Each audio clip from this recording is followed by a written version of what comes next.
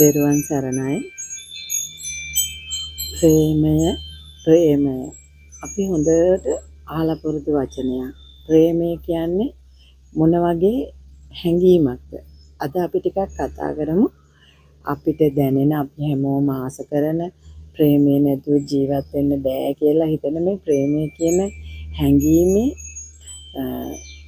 අපි දන්න දේද ඇත්තටම ප්‍රේමය කියලා කියන්නේ අපි නොදන්න සීමාවක තියෙන හැඟීමක්ද? නැත්නම් ඒක හැඟීමක්ද? නැත්නම් ඒකේ ස්වභාවය මොකද්ද?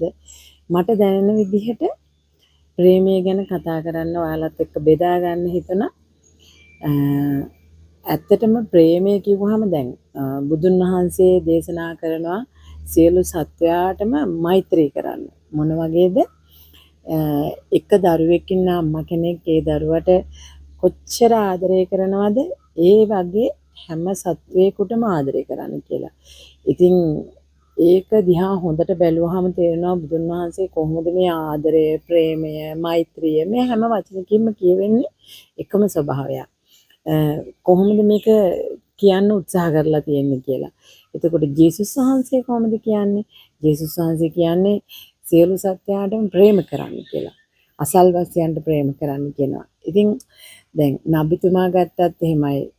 කියන්නේ ආදරය කරන්න, ප්‍රේම කරන්න. ඔබට සැබෑ පඬිතුෙකු වෙන්න ඕන නම් ඉගෙන ගන්න එක, බුද්ධිමත් වෙන එක, පොත් කියවන එක මේ කිසිම දෙයකින් සැබෑ පඬිතුෙක් වෙන්න බෑ. හැබැයි ඔබ ප්‍රේම කරොත් මේ අකුරු තුනක වචනයක් වන මේ ප්‍රේමය කියන එක ඔබ කරන්න දන්නවනම් ඔබ සැබෑම පඬිතුෙක් වෙනවා කියලා කියනවා. ඉතින් ඇත්තටම මොකද්ද මේ ප්‍රේමය කියලා කියන්නේ? අපිට ඒක දැනෙන්නේ කොහොමද?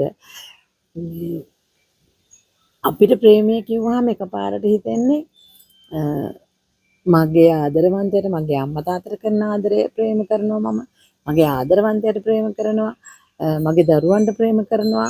එතකොට ওই වගේ අපි හදාගත්ත සීමා වෙච්ච කොටසකට ප්‍රේම කරනවා කියලානේ අපිට හිතෙන්නේ. ඉතින් මට දැනෙන දේ කියන්නේ මමත් ඒ වගේම තමයි හිතුවේ. ඒ විදිහට තමයි ආදරය කරන්න පෙළඹුණේ. අපේ කියන සීමාවක් හදාගෙන මගේ දරුවෝ දෙන්නට දෙන ආදරේ මට සමස්ත දරුවන්ට දෙන්න පුළුවන් කමක් තිබුණේ නැහැ. මොකද එතකොට අර බුදුරජාණන් වහන්සේ කියන ඒ එකම්මෙක් ඉන්න දරුවෙක් කොහොමද ඒ දරුවට ආදරය කරන්නේ කියන වචනේ අහලා තිබ්බට ඒ පරාසය ගැන ෆීල් වෙන්න දැනුමක් අවබෝධයක් තිබ්බේ නැහැ.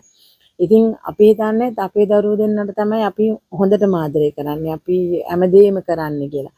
ඉතින් මේක ඒ බුදුන් වහන්සේගේ ස්වභාවයෙන්, ඒ බුදුන් වහන්සේ දේශනා කළ